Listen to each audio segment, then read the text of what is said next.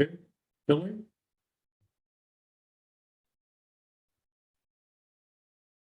Now? Yeah, sure. Okay. Good morning, America. Good afternoon, Europe, and good evening, Asia. My name is Shai Zeltzer. I'm with TAPKIT, or Teshuva Agricultural Projects. We're going to talk this evening about hydroponic as a profitable micro farming business. We're in this business for close to 20 years. Myself with a very strong background on post-harvest. And without any further delay, let's jump into it. The presentation is going to be very practical. And we're going to take about real life conditions.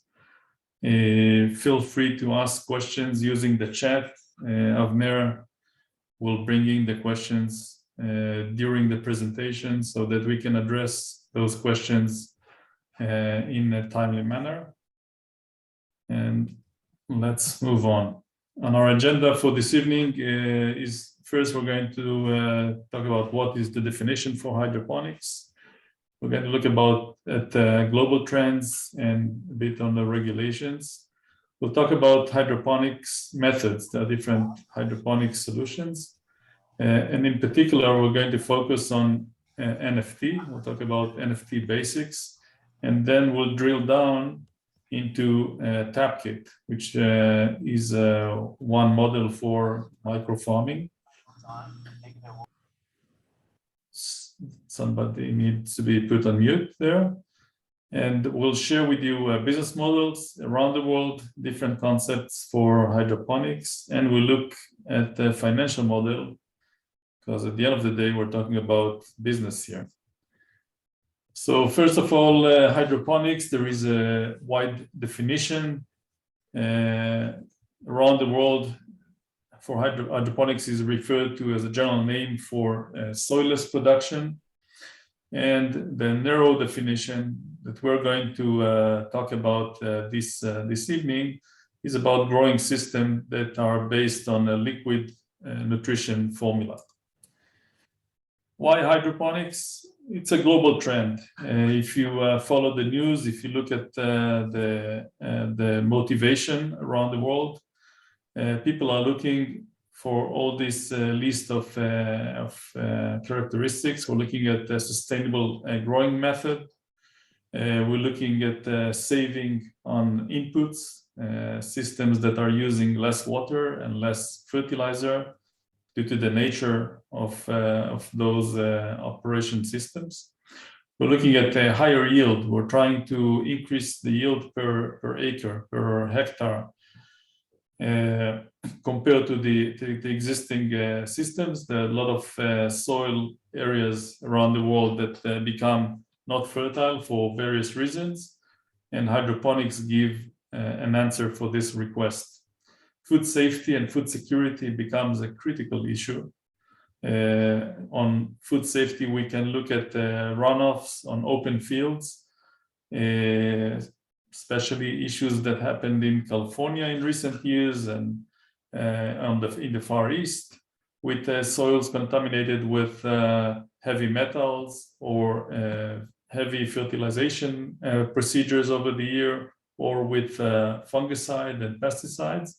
So if we're looking at food safety, going into hydroponics can serve this goal very efficiently. And food security also, to bring the product very close to the market and to assure that we can have year-round production regardless of the climate conditions. For example, looking at another point is plant protection. We're looking for growing methods that will require less use of pesticides, less use of herbicide. And by nature, hydroponics are grown in an enclosed environment. And this will help in that regard as well. We're looking to reduce the dependency on environmental factors. With climate change around the world, we want to be less dependent on weather, and growing indoor brings a solution for that issue.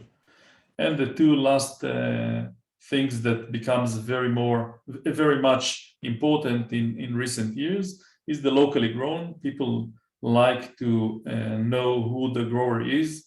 People prefer to consume produce that is grown in the close vicinity to where they live. And this takes us to field to fork. People want to have fresh produce. And fresh produce, although, as mentioned, I'm coming from this area of post-harvest, there are packaging to extend shelf life, but there is nothing better than harvest and deliver it straight to the store, straight to the shop, or to the table.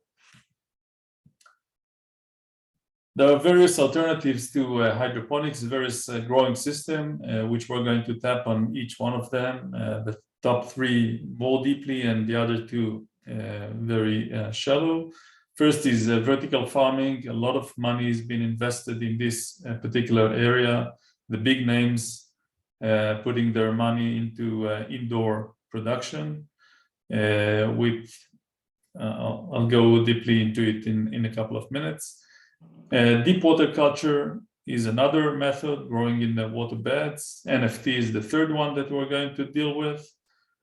Two small or niche alternatives are the aeroponics, basically using a spray of nutrient solutions that spray around the roots that are hanged out in the air.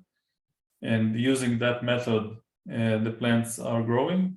But it's a very niche market. It's mainly used in research, in some demos. There is no real commercial scale operation of aeroponics. And the last one that is very sexy as well is aquaponics.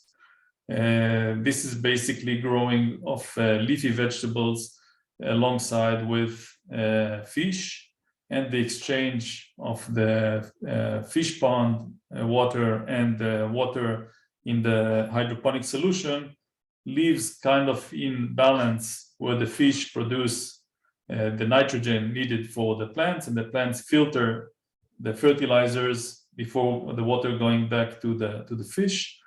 As I mentioned, it's very sexy, but it's not very practical because it's very complicated to keep the two in balance. The production of lettuce and the size of the leaves. The requirement of a young lettuce is different than mature lettuce, and the requirement of the young fish is different than the full-size fish. So to do it at home as a hobby, that's fine, but not coming to become a real business. Let's dive into vertical production. If you look at the media, millions or billions of dollars are invested in vertical production. On every presentation that is looking to raise money for vertical production, the first slide will say that in 2050 the world will count for 9 billion people, and the next slide is going to be how we're going to feed them. And here comes the vertical production as a suggested solution for these requirements. Well, we can debate on whether or not leafy vegetables are going to feed the world. Well, where most of the world is fed on grains, soy or wheat or barley and corn. That's the main source of diet, but still there are big investments that are going into this area. And what is in vertical farming? Well, we're looking at an enclosed environment. Normally, production is in different layers, different stories. There will be the nutrient solution that either is going to be in ponds or or will flow through the system. There will be light source, which is very important in this case because we're not having access to the sunlight, so we need to compensate for that and provide light for photosynthesis artificially. So LED is being used in this case. We're looking at power source to supply all the needed power supply. We're looking at issues with requirement for aeration of the facility. Goes into that AI and monitoring, and in some cases it's manual, and in other cases automatic planting and harvesting. So that's the basic of the system. Here are a few examples where several of the big names that are in this that operates in this area, in-farm for large-scale facilities, indoor facilities, or vertical farming, and freight farms that are offering a container model. Maybe just to add, just to explain the difference between the large scale and the small scale, and why are we concentrating on the small scale here in the presentation? Okay, so the presentation this evening is going to talk about micro farming, family farm, a farm that service the close community. So I just mentioned the large scale, the in-farm size of farms, but our entire presentation is going to focus on how a family or an entrepreneur can get into hydroponics and make it a successful and profitable business. So the equivalent for a small farm will be, in this case, the container. And a container can grow the product in a couple of ways, either as a green wall, that's what we see here on those slides, the vertical farm at the top and freight farm at the bottom. We're looking at the compact growing area. It's normally a 40-foot container. Again, as with all indoor, we need artificial light to provide the energy for photosynthesis. We're looking at the activation aeration. It's something that some people tend to ignore, but you need to have air movement. Otherwise, you'll have disease and issues with lack of carbon dioxide to feed the plants. So movement of air is very important. And we're looking at a yield of anywhere between 4 to 8 metric tons, which is equivalent to 9,000 to 8,000 pounds per year per container, per 40-foot container. There is a bit of noise. That's a container that I was taking photos of last week. It stands next to one of the supermarkets in Israel. This is by one of the providers, and we're looking at the pros and cons on vertical production. So first of all, the investment is relatively high. There is high tech in this container.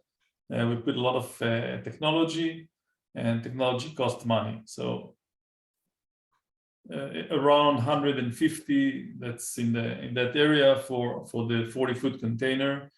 The operational cost is also on the high side. Why? Mainly because of energy. Because there is no free energy. We have to provide the energy for the light, for the photosynthesis, and we have to provide the energy for the air circulation, whether it's air conditioning or just fans, but we still need the energy for that. The potential ROI, we're looking at 6 to 8 years per container. Talking about plant protection, there will be a claim made that since it's an enclosed environment, then the product is protected. But bear in mind that in order to get into the container, you'll have to open the doors. When you open the doors, the operator gets in and the bugs gets in alongside with the operator. There are ways to try to avoid it, but you need to take some measures. Looking at produce quality, as we can see here from this short video clip, and also from the photo here at the top, it looks like not the strongest lettuce out there. It's a bit Atlantic, a bit long, a bit light in color. And when we look at the unit that is been operated for quite some time, we see a lot of empty spaces or product that is not necessarily developed as on the first planting. In general, that's something that I use also at home when you work with a contractor and the job is been done and it looks great. I'll wait with the recommendation for a year or so to see how things evolve. Is it still as good as it looked at the beginning, or we're going to find some things that I'm not necessarily happy to recommend that job? And in this case, that's what we see here. Now regarding maintenance, of course, high maintenance is required for that system, all the automation or the lighting system and the aeration system. And talking about ergonomics, I'm just looking at these two pictures here. One is working on the knees, which is not the best idea. And I'm looking at this person or about her, what are they thinking? How the hell I'm going to reach to these lettuce up there? So the need for using of a ladder or a box to stand on for harvesting is something that is not necessarily very convenient. So that's about. Just again a reminder for you people. If anyone have any comments or questions, you can just put it on the chat, and I will publish it and we will discuss it if needed. Please, Shai. Okay. The next method that I would like to present is DWC, or deep water culture. The basics of this system is that we have a big water reservoir, normally about say 50 to 20 centimeter deep. In it, there are the platforms or styrofoam trays or any apparatus to hold the plants, and the plants are hanged with the roots in the system. The pond is filled with the nutrient solution, and there is another device to aerate it, to increase the oxygen concentration in the water. Here are a couple of options. We're looking at the water beds that either are lifted or on the ground. This one is on the ground. In this case, it's lifted on construction that is about 30 to 50 centimeters above ground. The system can be either static or RFS. RFS stands for rotating field system. Rotating field system would be something that of this kind. So these trays, after planting, will be pushed sideways, and on the other end, ready to harvest trays will be pushed towards the service path. We're looking at a relatively high water volume. As mentioned, the water depth is going to be anywhere between 20 to 50 centimeters, covering the majority part of the greenhouse, and that's a lot of water, a lot of volume of water. Air pumps will be needed to increase, as you can see here, will be needed to increase the aeration or the availability of oxygen in the water. The plants absorb oxygen through the roots, and it's very important not to create the conditions for suffocation of the plants. In terms of access paths, let's say around 30% of 25 to 30% of the greenhouse is dedicated to paths, so that the operators can walk around and treat the product, plant or harvest. As mentioned, using growing trays or planting pots, or sometimes the plants are planted directly into the holes. About the yield, we're looking at 6 to 8 kilograms per square meter, or 13 to 20 pounds per 10 square foot. Pros and cons. Investment is relatively low. The very simple system will have just one layer of bricks around the perimeter of the bed. There will be a material that is not permeable to water, even thick plastic, and that's it. And you can put the styrofoam trays and plant the plants in it, and that's a very basic system. And if you go into a higher investment, it will have some kind of a construction or frame, metal frame, to increase it so that you don't have to work bending your back or bending your knees. This takes me to ergonomics. That is so with the deep water culture system. Regarding sanitation, as you can tell from this picture, is an issue that needs to be dealt with. But it's more important the sanitation of the water. Imagine the big pond of water. If something happened and it gets contaminated by some kind of a disease or a pathogen of that kind or another, the handling of that or curing of this system is fairly complicated.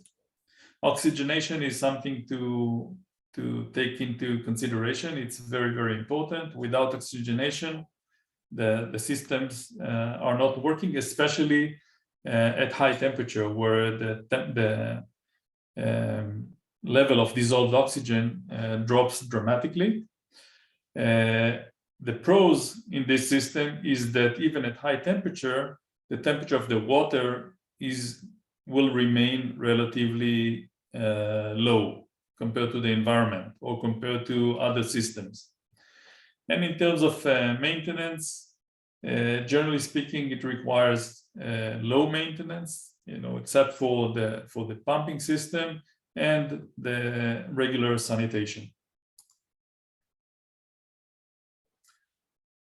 The next technique that we'll spend a majority of the time on is NFT, is a nutrient film technique. The basics of this system, again, we have a water reservoir, a nutrition solution reservoir with gullies or trenches holding the plants, and the water solution is being circulated through the gullies and back to the water reservoir. A pump will push the nutrient solution through the system, and that's basically it. That's how a typical NFT operations look like. All the tables are tapered, so one side is higher than the other. The gullies or the trenches are going in one direction. Water is being pushed, fertilizer solution is being pushed through one end and flow through the channels collected in a gutter on the other end, and this gutter leads to the central water reservoir. That's how it looks through the gutter. This is a cross section in a typical gutter. So we see on the left-hand side the plants as they look just after planting. As you can tell, the gutter is not filled with water. It's a film of water that runs at the bottom of the gully. The geometry of the gully is very important. We need the roots to touch the solution. The roots then developed, and you can see them spread across the gully itself. And here at the harvesting stage, the roots kindly feel the bottom of the gully. I'd like to take your attention to this specific geometry of the gully, and I'll elaborate on that here. This is just recent from our R&D. The former gullies that were used are just like regular gullies used for electricity. Then the internal shape was changed a bit, and this is a new variety with better insulation around the roots. And if we look at the result, these two trays, these two gullies, pictured here from the top and here from the side, compared to the regular gullies. So we can see the different development of, in this case, the Solanova lettuce. The size of it, the overall development of and physiology of the lettuce is improved. NFT models, there are several models used in NFT. We'll talk about fully manual NFT, which we're going to focus on this presentation. There are semi-automatic for a larger scale and fully automatic for large scale, normally single type of lettuce in production. This is really industrialized lettuce production in this, using this fully automated system. Here is how it looks. The semi-automatic is using manual transplanting. We can see the person here taking the product from the nursery and position or transplanting the plantlets into the gullies. The gullies are fed with nutrient solutions. They start very close to one another, and with the time, an automatic system spread them or space them along the gable to leave space for the lettuce to grow, and harvesting will be done again manually on the other end of the gully. A typical hydroponics or a typical NFT greenhouse will look like that. Part of the gables have recently planted plantlets, the very young stage. Another gable will have more mature, and the others in other areas, the product will be fully mature and ready to harvest. And this allows for a continuous supply from one facility. So there are no waves like typically happens in open fields. What crops are suitable for hydroponics or specifically for NFT? Well, everything that grows within 3 to 4 weeks from plantlets to harvest. And the reason for that is what we saw before. Those roots that develop inside the gully, we cannot afford for the roots to slow down or to block the nutrient solution movement. And therefore, we're looking for product that is relatively short in their growing cycles. And this takes in account all the various lettuce, mizuna, bok choy, basil, rocket, quite a wide range of leafy vegetables and fresh herbs. And also part of the herbs that has multi-harvesting, like mint, oregano, or thyme. Some of them you grow and harvest in one cycle, and in other cases you'll grow and you'll harvest and you leave the plants for another 1 or 2 cycles before you remove them and put new plantlets in. The advantages of the NFT system is first and foremost the ergonomic. The gullies are normally positioned on supports at about waist level, so you can operate standing straight, not bending your back, not bending your knees. Easy access to the whole area for planting.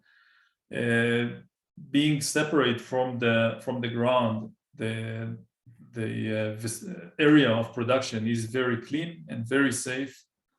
And we can see here the planting phase of, in this case, bok choy in the greenhouse. Also for harvest, you can see here several operations. Harvest is very clean, very easy, very fast, very efficient. Harvesting or planting of various crops. The other thing that this system allows is for packing in the greenhouse, which saves a lot of time and also extend the shelf life of the product. You know, as soon as this bok choy is being harvested and the roots are removed, immediately it's put into the clamshell or the packaging, and these are removed from the greenhouse into the cold storage facility. And this way, the work is not only done very efficiently, but the shelf life and freshness of the produce is being kept to the best condition.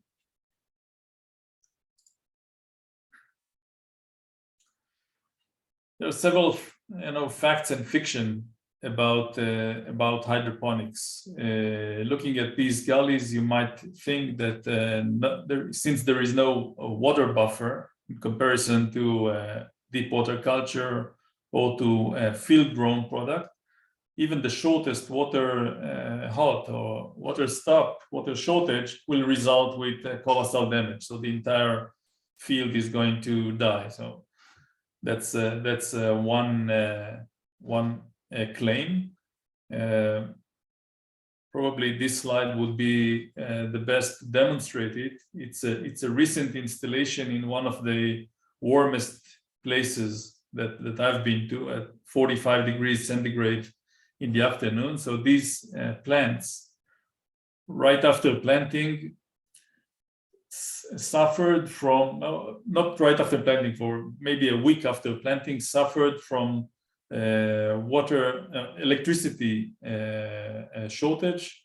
Water was not flowing for a couple of hours. We came to the greenhouse and to see the plants, dying, and restarted the water supply.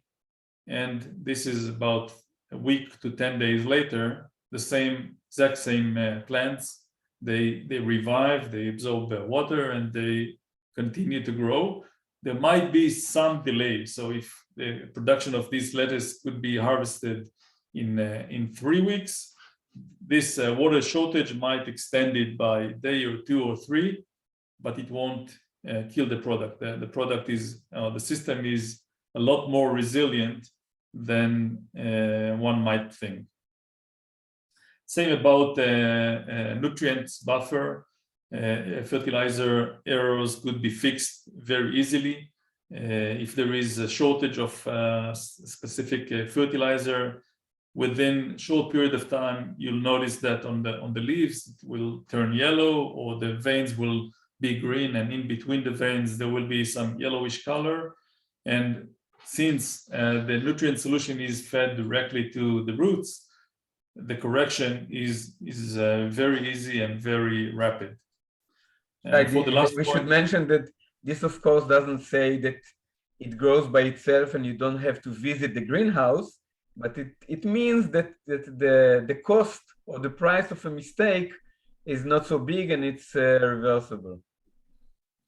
This is a very correct comment, yes. Regarding crops, the claim is that every crop could be grown in hydroponics, and as mentioned earlier, the limiting factor is the size of the gully itself. We don't want to block the channel with the roots.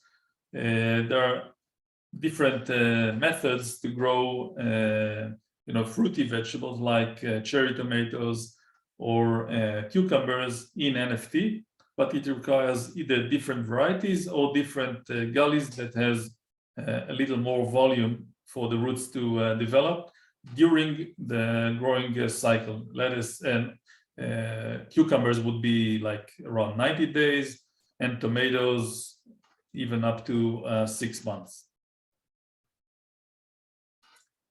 So the advantages of NFT is first, efficient utilization of the growing area. Since the gullies are movable, they're resting on frames, it's very easy to move them, so there is no need for a lot of paths around it. you can move the gullies and get into the tables to maintain the system. It's very ergonomic, as we saw.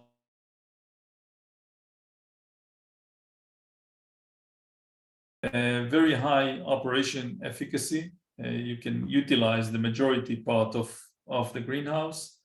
The uniformity of the yield, it's the closest as there is for industrialized production of leafy vegetables and fresh herbs. Uniformity is exceptional. There is no downtime between cycles. What I mean by that, comparing to growing in open fields, there is no cultivation needed between crops. You just harvest one lettuce, wash the gullies, or in some cases even washing is not necessary, and immediately you can transplant new plantlets into the same position. And this way you can reach, say, up to even 14 cycles in a year time. Reduce water and fertilization costs substantially compared to open field. We're looking at about 1/4 to even 1/10 of the water and fertilizer compared to the open field, since we're working in an enclosed system with the water and fertilizer circulating through the system and not running off or draining below the root zone.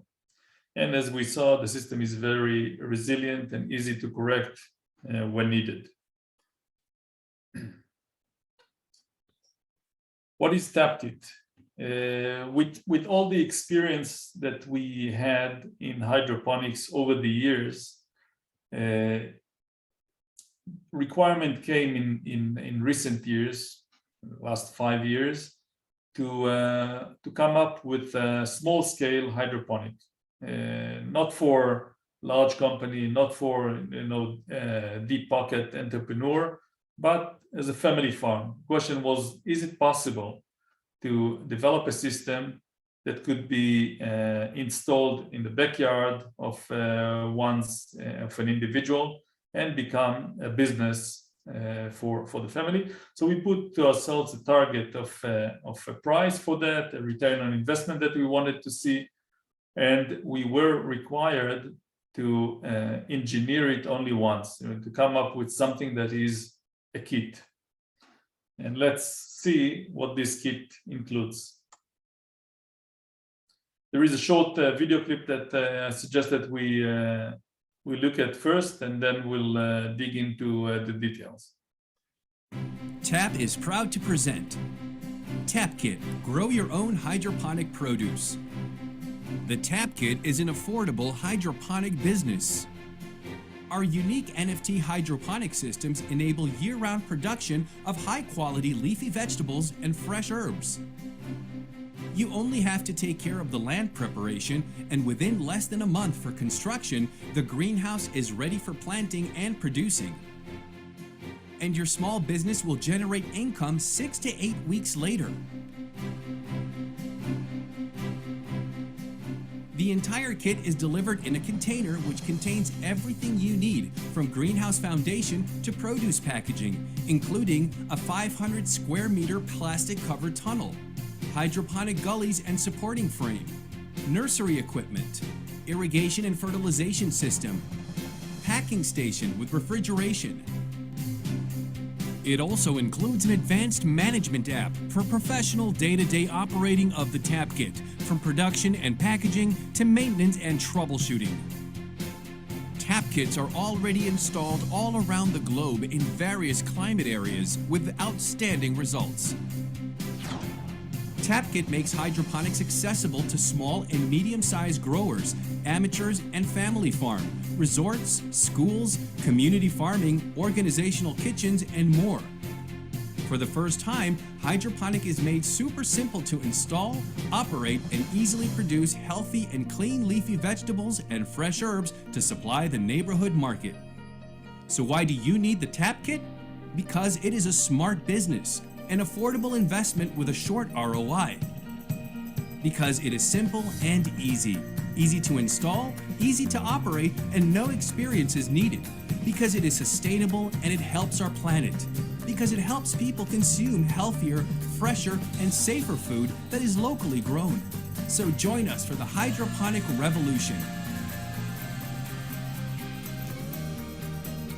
Tap Kit, affordable hydroponic business. Okay. So this system that you saw under construction with the tractor leveling the ground took place in March of 2018. This was the first one, and many others followed since then. In this particular site, this grower now have 5 units of Tap Kit and is servicing a larger area. And also many ideas comes with the time for the applications of Tap Kit, not only as a family business, but also for other applications, and we'll talk about it a bit later. But let's look into Tap Kit. What does it include? The concept was to have a package that includes everything you need to start a business, so that you don't have to look for parts or elements or anything else. After the installation, you're ready to grow, and a few weeks later to start to harvest. If we look at the typical Tap Kit, it has the entrance on one side, the irrigation center that we have here, a nursery area that you can grow, put the seeds and grow your own plantlets, and then the entire table of the NFT. On a side view, that's how it looks. The water reservoirs, water and nutrition solution reservoirs, the growing gullies, the nursery area with the trays for growing the seedlings. There is a specific chamber for germination. There is water and a refrigerator and packing area. And that's how it looks. That's the germination chamber to provide the conditions for the seeds at their very first stage of germination, and then growing off the plantlets to later on be transferred into the gullies.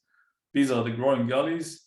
As you can see here, the Tap Kit's idea is to grow a large variety of products, say 10 to 15 different crops, to provide a range of crops, a variety of crops in one basket for the local community. We're looking at the head irrigation. Fertilization is being supplied, the water tanks with the fertilization solution and the equipment to measure the water chemistry to make sure that the system is balanced and is right for the product. Also provided is packing bench with a refrigerator that is big enough to hold the supply for 2 days. Cart to move the product from one place to the other, and also a bag sealer to make sure that, as mentioned, you don't have to go to the store to buy anything. One thing that we added in the last couple of years, there is a lot of know-how that goes into production. It seems to be very easy, but a lot of questions comes to mind, and a lot of information needs to be processed. And in order to be able to support a large community of growers, of hydroponic growers around the world, we developed this hydroponics application that has everything that you need, all the experience that we have accessible in your palm. In this hydroponics, the features that are available, there is a planning part with different methods. For example, as you can see here on these bars, you can either decide on a crop by percentage. We are selecting the crop, Solanova in this case. decide on what percentage of the greenhouse we want to dedicate for this crop, or what is the amount in kilograms or in pounds that we want to have of this crop, or what's the number of packages per week that we want. Any way that is easier for the operator to select the crop. And after selecting the production required, the system immediately will result, or the output will be how many plants are needed, when do you have to seed them, when are you going to transplant them, and all this information to help with planning. The other feature is collecting of harvesting data. So when we harvest, we can check the weight, check the count of crop, so that we can, it's a learning system. So we want the system to be better in projecting the yield and help us to plan ahead. Then the collection of the harvested information, harvested crop, is very important. There's also continuous monitoring of the elements or parameters that are important for the production, including EC, electric conductivity, and pH, temperature, relative humidity. There is a wide section of question and answers regarding technical questions or agronomic questions. Plant protection is being addressed there as well. Part of the hydroponics is the daily routine. What do you have to do coming into the greenhouse? What's the first thing that you have to do? What do you have to look into? What are your periodical treatment and maintenance that are required? And it's all included in the calendar of operation, for the operation. Basically, the hydroponics provides a very close professional support. We also provide agronomic support in addition to that. So if an entrepreneur or agripreneur would like to get into hydroponics, what qualifications are required? We like to say that birth certificate is enough, but with quite a few installations that we have around the world, I'd like to add that you have to be very careful about what you're doing. You have to follow protocol. You have to be, aware of changes in the greenhouse.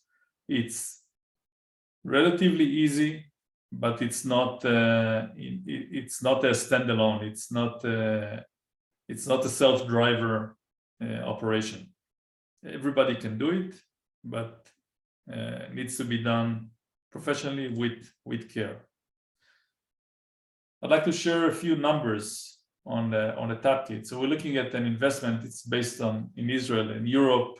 We're looking at an overall investment of $100,000, including installation.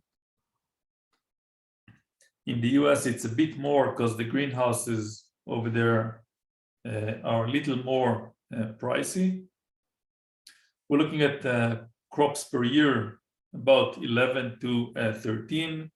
In a warmer climate, you can even reach 14 cycles per year, or an annual volume of, say, 125 lettuce heads or 250,000 fresh herbs bunches. Assuming a selling price of $1.50 to $2.50 per unit, we're looking at an annual revenue of $200,000 to $250,000. The operation of a tap kit unit could be, the entire operation tasks could be done by one worker or sometimes with a helper, so up to 1.5 workers. And the annual profit that we're looking at is about, net profit we're talking about, is about $40,000 to $65,000. The more the produce is sold to the end consumer, the higher the annual profit. What have we accomplished around the world during these years? So our base is in Israel, and you'll see quite a few installations here, very near 50. I think that by the end of this year, we'll have 50 installations completed. There is tap kit in Poland, in France, and Switzerland, and several tap kits in islands, the Aruba, and we just recently finished one in Palau, the Philippines. There are several installations in South Korea and Mauritius. Each one, I'll share a few slides here. Each one comes from a different prospects or different idea. The first one in the Philippines, for example, the investor in this case looked at franchised farms with a joint marketing. The idea was to help farmers to install with financing and installation of tap kit, where the marketing to the high-end restaurants in Manila would be done by one organization. So this is the installation there. In South Korea, this was a different idea. It came as a crowd funding of a few entrepreneurs that came from the high tech, and they were looking to change jobs and go back to agriculture, but not to the agriculture of their grandparents, walking behind the ox in the field, but more advanced. So looking at supplying food service and some kind of an agreed supply of fresh greens, or selling of those greens in the kitchen or dining room at the high-tech companies. That's how it looks there. This system was installed about 4 years ago. It stands quite strong storms, quite tough weather, and the specific design of that allows for a continuous successful production. In Mauritius, a different concept, a resort with a chef that wanted to have locally grown leafy vegetables, especially fresh herbs. He came up with the list of product that he wanted, and the entire kit is growing the product that is later on is served to the kitchen of Lux Resort. And that's how it looks. Israel, tiny little country, but with nearly 50 tap kit units almost all across the country, servicing the communities, servicing the restaurants. This is the first unit, as you saw on the video clip. As mentioned, the majority of the tap kit owners did not have any previous experience in agriculture. So this guy that is doing planting here, he comes from the finance business. He's a broker, and on his spare time, in the afternoon, he's trading stocks. But during the day, he spent the time in the farm with his father-in-law, growing and servicing the local community. Shai, a question from Herman. How do you manage the disinfection in the greenhouse? The disinfection, there are several ways.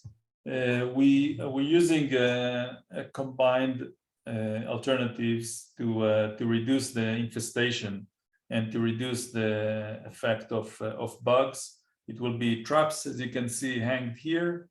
There will be use of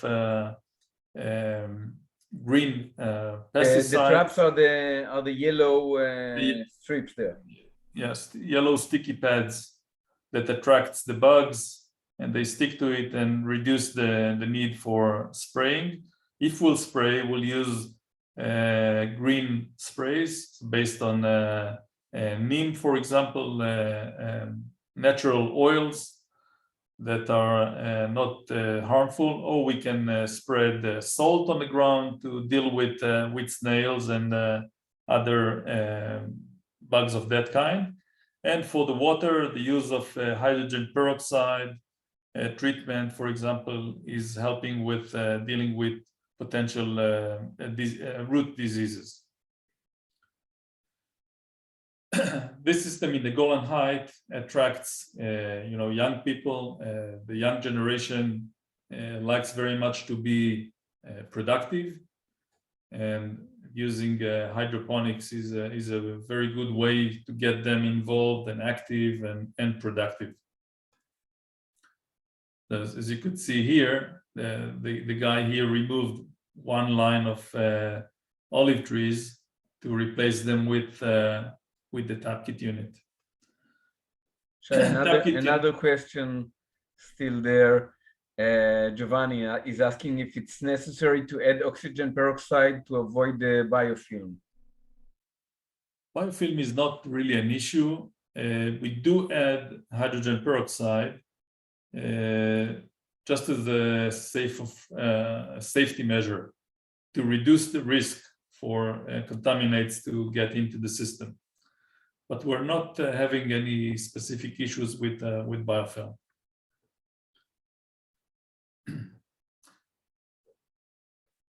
The other use of TapKit is active retirement. This couple, nearly in their 70s, he's almost 75. They started the TapKit about 2 years ago, working together, servicing a local dealer. They didn't want to go to the market to deal with consumers, so they signed a contract with a local dealer that they grow for him 2 types of crops, the pak choy and the lettuce, and that keeps them busy. They also make their own or grow their own seedlings. And as he mentioned, we just need Spotify and a couple of good lens for our glasses, so that we can see the tiny little seeds of the pak choy, and we're having great time together at in the greenhouse. That's walking through their operation. Another application, in this case, it's one of the small communities that would like to use the TapKit for educational or community enterprise and for people with special needs. Since it's a very safe environment for working, you can use it to teach production planning, to teach operation. The kids then learn advertising and marketing of the crop that they grow, a bit of financial management, and it works as an empowerment and self-esteem promoter. You plant it, you see within relatively short period of time how the crop grows, how the seed turns into plantlets, and how it turns into a crop, and learn about healthy eating. Very positive altogether. So this was another installation in one of the schools. We made this TapKit a bit shorter, and as you can see, it resides right in the middle of the city. This is in the center of Israel.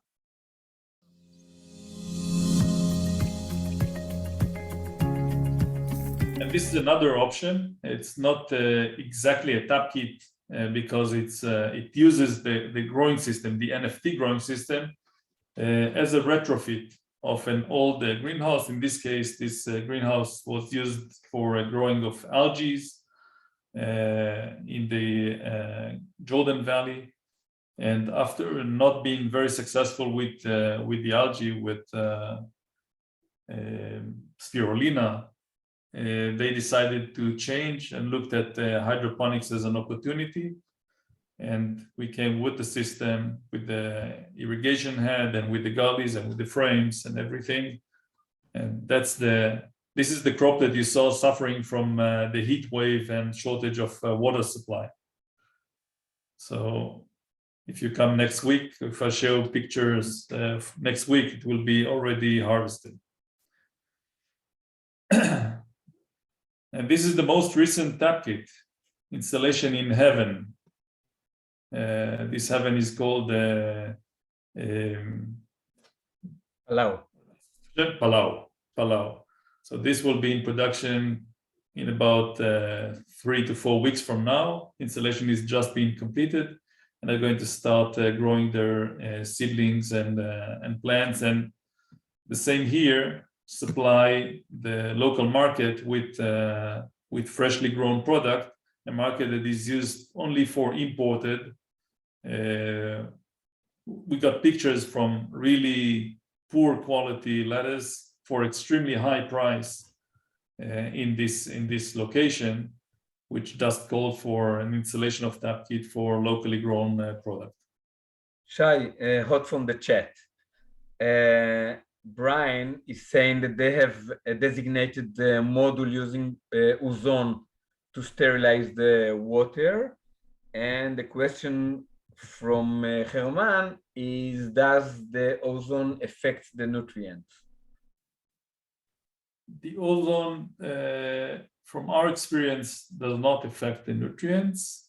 The ozone is a bit challenging because so far it was not demonstrated that there is a reliable system that you can get the right dosage and maintain the right dosage of ozone to run through the system.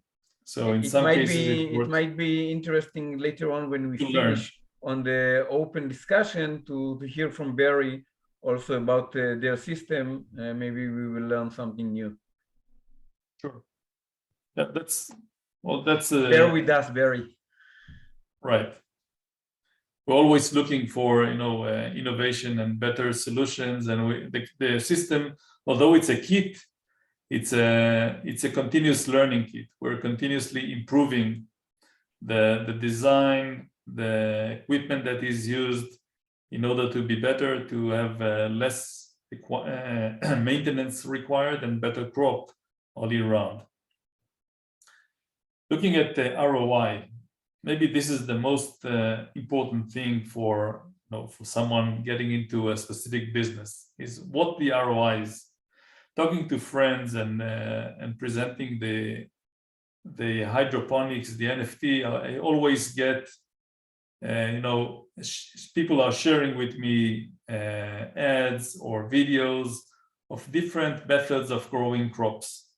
And the first question that I ask is, what is the ROI? How long will it take for the business to pay back for the investment? Or maybe in other words, how many years will it take for the business profit to cover the investment? Say it costs $100,000. How many years will it take me to pay back these $100,000 and start making profit? And maybe another question to be asked is, what is the cost of the lettuce grown in the system? Whether or not the market is able to pay for it. Let's say that under artificial light, the cost of production of 1 kilogram or 2 pounds of lettuce is $25. Is anybody going to pay $25 for, or $20 or $15 for 2 pounds of lettuce? It's a question. In some markets, maybe in Japan, maybe in Norway, in the Nordic countries, maybe. But you have to look into it when you decide to invest in a project of that kind. So in summary of the various systems that we looked at, we have the vertical indoor, the tap kit, the NFT, the manual NFT, or the automatic, or the deep water culture. Looking at investment, the highest investment is with the vertical indoor, and maybe the lowest is with the tap kit, as mentioned, around $100,000 for 1/8 of an acre, ready to operation, turnkey project. Operational flexibility, we're looking at the different crops that we can grow in a system. So the indoor is flexible in each layer, each shelf, each vertical. We can plant different crops, and we have access to all of them. It's very flexible with the tap kit, but it's pretty limited with the automatic NFT and with the deep water culture. Each bed or each gable needs to be of a single crop. we cannot have mixed crop using these systems. In terms of technology and complexity and maintenance, the vertical indoor requires very high maintenance and it's fairly complicated, where the NFT is the least complicated of all. It's very simple to operate. And as mentioned on the video clip, as I mentioned before, no previous experience is needed. It's all learnable within fairly short amount of time.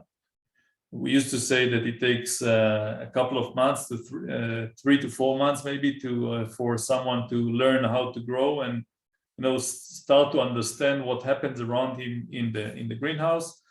And we know from our customers that after say 6 months they already have suggestions of what could be done and what's need to be done in this case and another, and they become professionals very fast.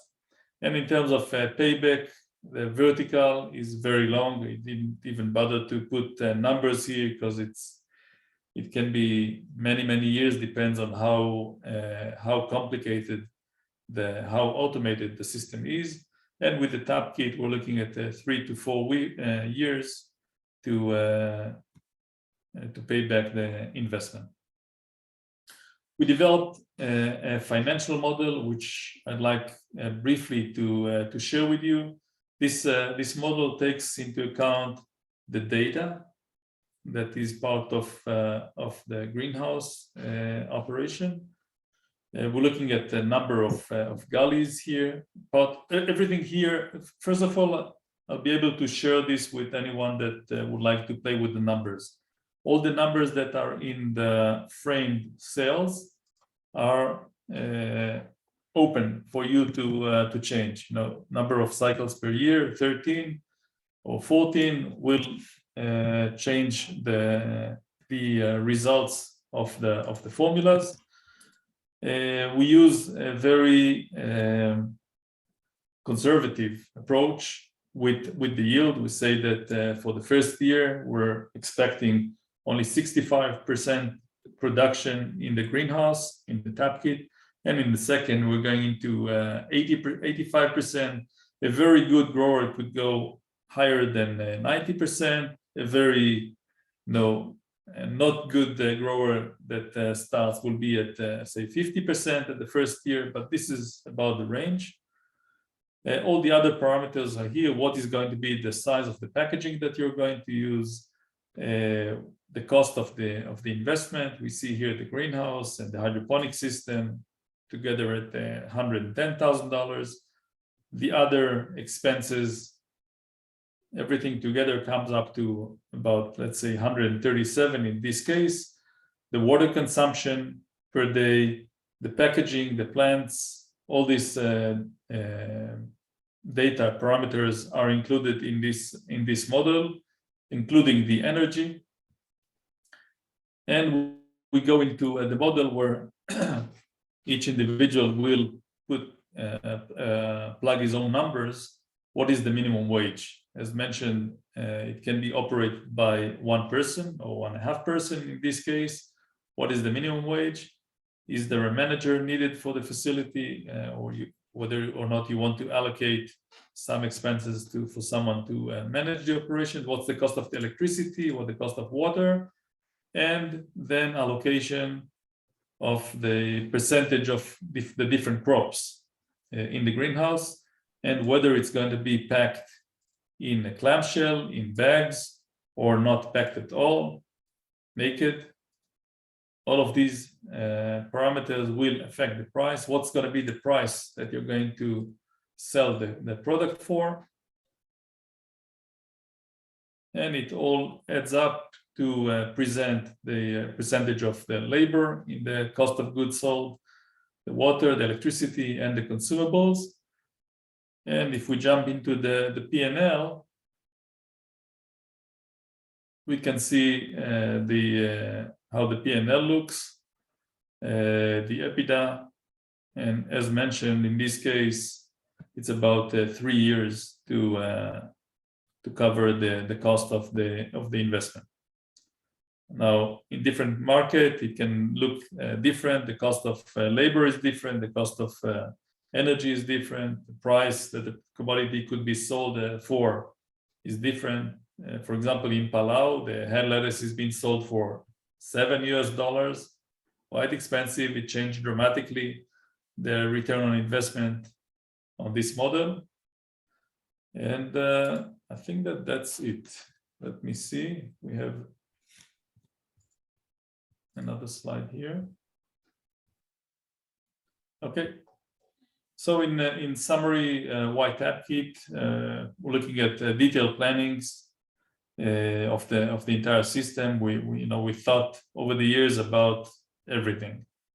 There is a dedicated operation app that helps starting the production and running the production. There is a professional support. I'm very proud to say that of all these installations that you saw on the map, even not one of them has been, abandoned or had to bring money from home to pay for the running costs. They're all operational. They're all very successful. Some are a lot more successful than others. Others are according to the plan.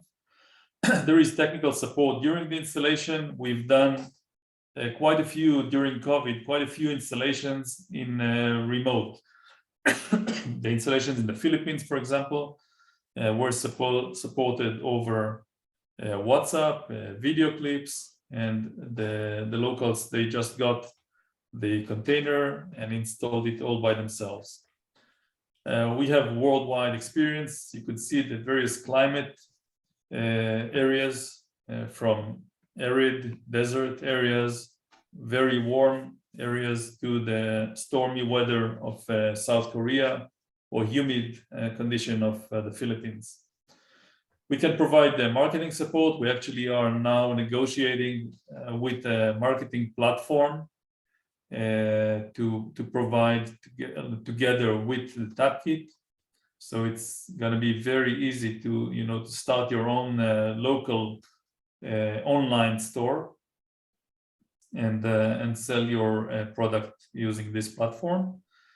And with the time, we'll have the TapKit community that supports each other with ideas, with suggestions, with comments. So what else can you ask for? So Shai, first of all, thank you. Sure. Two things. One, we will share with all the participants a recording of this video. You're all invited also to follow us on LinkedIn, on our YouTube, or on Facebook. Now we are open also to questions. If you want to open your cameras, you're of course invited. Barry, we will be happy to hear about your ozone system. So thank you, people. If you're shy, you can also put your questions on the chat, of course. Yes, please, Mamadou.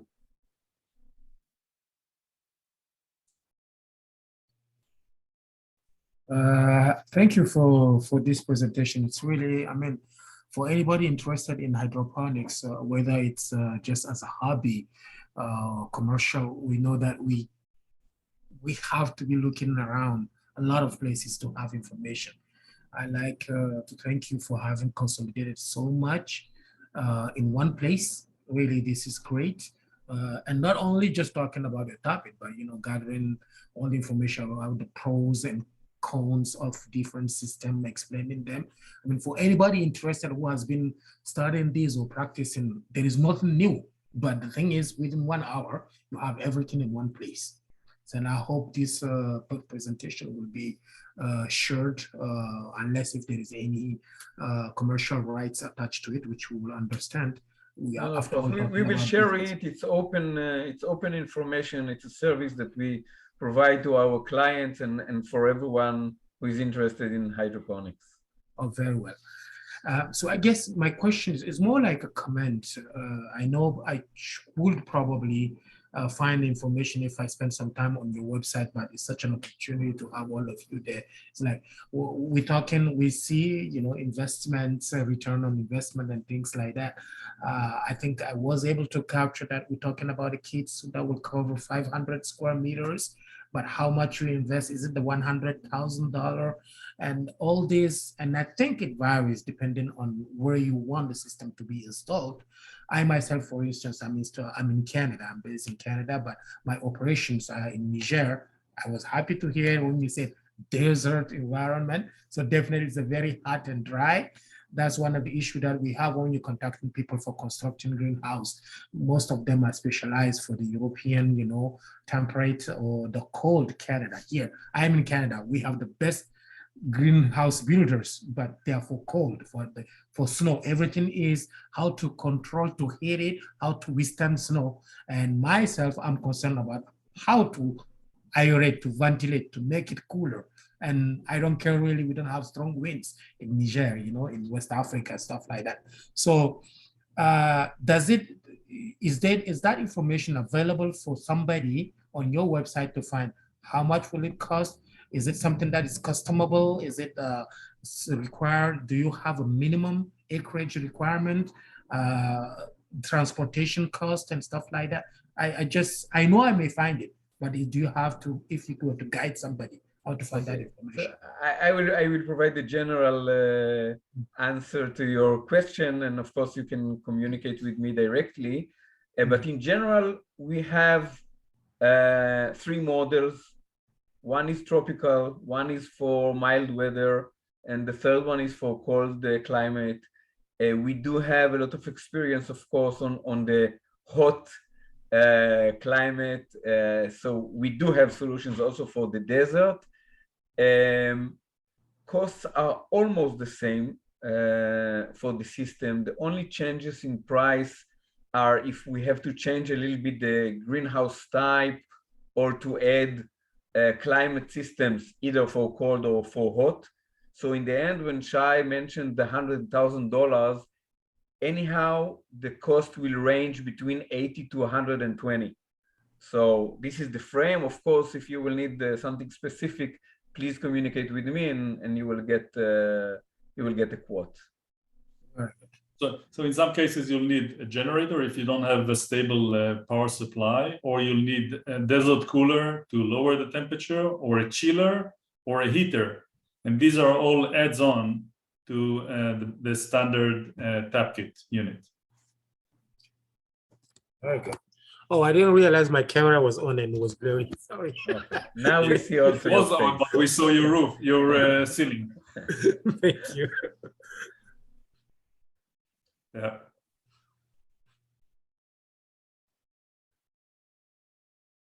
Yes, please, Francesco. Yeah, first of all, thank you for the nice presentation.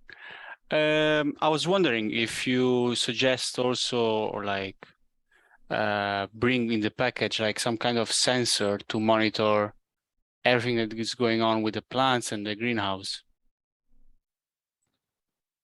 Yeah, we can install, we can have sensors installed to monitor the temperature and to monitor other conditions in the greenhouse, with alerts set to be sent to the operators in case of any failure with critical elements in the system. And from the plant perspective, like plant physiology stuff, do you have some kind of sensor to keep track, or it's not in your business plan? What specifically are you referring to? Like plant temperature sensors, or actually it's the opposite way, because we create the conditions, we do not have to measure it. This is the big advantage of the NFT system, actually. Okay. Yeah, I think that what you're referring to is mostly sensors that are attached to either leaves or trunks or stems or fruits out in the orchard, or cameras. Well, all of these add-ons could be added, but it's not necessarily required for the regular successful operation of the system. Okay, thank you very much. You're welcome, Francesca.